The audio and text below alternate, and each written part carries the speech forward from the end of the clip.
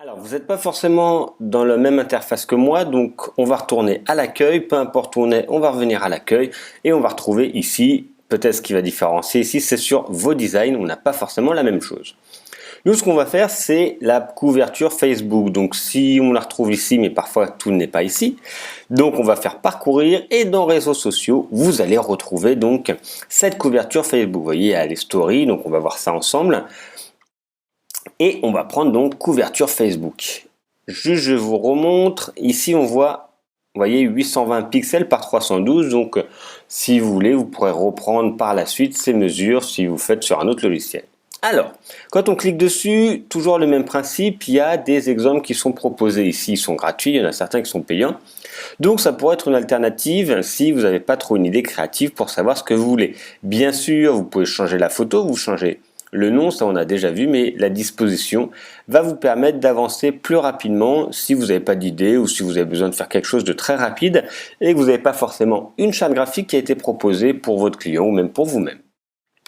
Nous, ça ne nous intéresse pas, on va vouloir télécharger un visuel. Donc, je vous ai fourni l'image qui est ici, vous cliquez sur télécharger l'image et vous allez chercher directement l'image qui vous intéresse et elle va se télécharger ici. Une fois qu'elle est téléchargée, on va cliquer dessus et vous voyez, il y a deux possibilités. En fait, si je clique dessus, là, si je l'agrandis, je vais être libre. En fait, elle apparaît un peu plus petit. Je vais pouvoir complètement jouer dessus, la déplacer, etc. Vous voyez, vraiment, je ne suis pas obligé d'avoir l'intégralité, en fait, de ma couverture avec cette photo. C'est une différence parce que si je clique et que je me déplace, ici, une fois que je l'aurai fait, après, par la suite, on n'aura pas exactement la même chose. Donc, attention, soit on clique, on lâche, soit on clique, on glisse. Et vous voyez, quand je clique et glisser, elle a apparu ici en arrière-plan.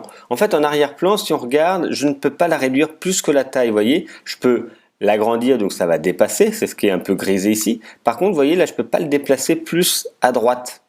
Vous voyez, parce qu'en fait, il considère que c'est en arrière-plan et il faut que ça prenne l'intégralité de mon image. Donc parfois c'est bien, mais voilà, quand je clique et je lâche, je vais pouvoir être libre et le placer où je veux. Et après, si je clique et glisser, alors attendez, parce qu'il y a un double, et là, vous voyez, soit il apparaît en intégralité, et là, il apparaît vraiment, il est bloqué. Donc faites attention dans la manipulation, parce que parfois vous dites, ah ben voilà, j'aimerais bien, ou j'ai réussi à le faire.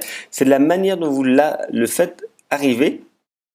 Si vous voyez là, vous voyez, hop, là il va prendre en arrière-plan et vous ne pourrez plus le réduire. À l'inverse, si vous le mettez bien au milieu, il va prendre la taille de cette image. Donc voilà, faites bien attention à cela. C'est après souvent vous vous énervez un petit peu dessus parce que vous dites que vous n'y arrivez pas, vous y êtes arrivé et vous n'y arrivez plus. C'est parce que soit il a été, on va dire en grippe, il a été une grille comme s'il était en arrière-plan ou pas. Donc là, vous voyez, je suis vraiment libre pour le déplacer. Voilà, on a importé l'image, on va pouvoir maintenant faire des réglages. Quand je clique dessus, je vais pouvoir choisir ici la possibilité d'un arrière-plan.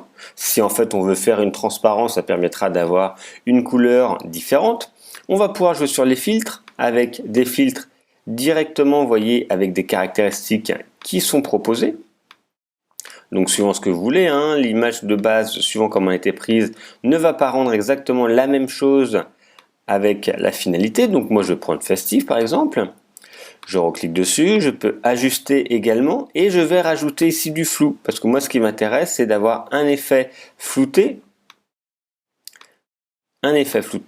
pour pouvoir écrire ici par la suite le logo et le texte. Donc je clique sur flou, j'en ajoute un petit peu, donc suivant ce que l'on veut. Hein. Ça vous permet également de créer des fonds par la suite. Si vous voulez créer des fonds, vous n'êtes pas obligé d'avoir un fond particulier. Vous prenez une image dans les teintes qui vous plaisent et ça va vous permettre de créer un fond où on ne reconnaît plus ce que c'est comme image, mais pour créer un fond de couleur. Donc moi, je vais laisser autour des 10-14. Là, comme ça, on voit quand même ce qu'il y a un peu derrière. Voilà.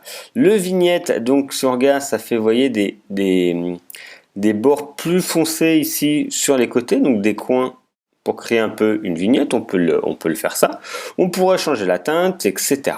Là, il y a tous les paramètres qu'on a déjà vus. Nous, on va laisser comme ceci. Erroné, c'est pour redimensionner si besoin. Moi, ça me convient. Terminé. Voilà pour la photo. C'est très rapide. Il y a des petits réglages intéressants qui nous permettent de progresser rapidement.